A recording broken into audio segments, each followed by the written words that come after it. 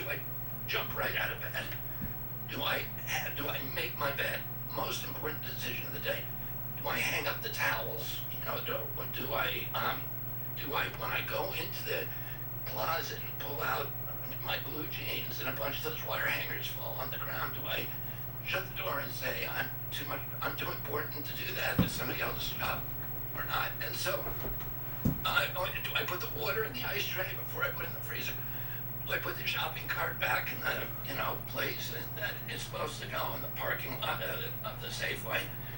And if I make a whole bunch of those choices right, that I maintain myself in a posture of surrender, which keeps me open to the power to my higher power, to my God. And when I do those things right,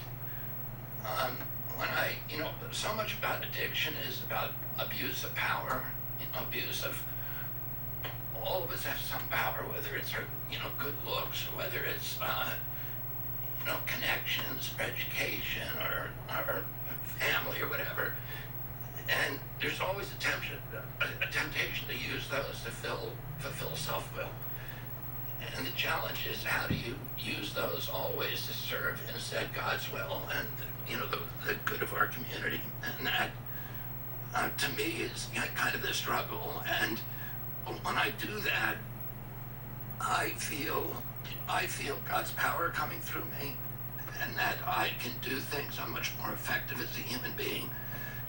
That gnawing, anxiety that I lived with for so many years, and my God, it's gone, and that I can kind of put down the oars and hoist the sail, and and the wind takes me, and I can see the evidence of it in my life.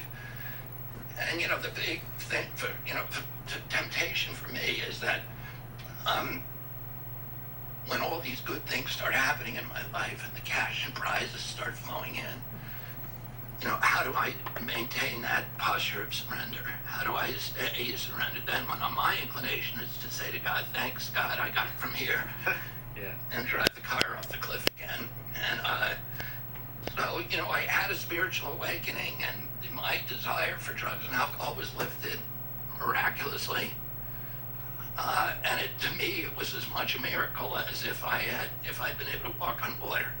Because I had tried everything earnestly, sincerely, and honestly for a decade to try to stop, and I could not do it under my own power.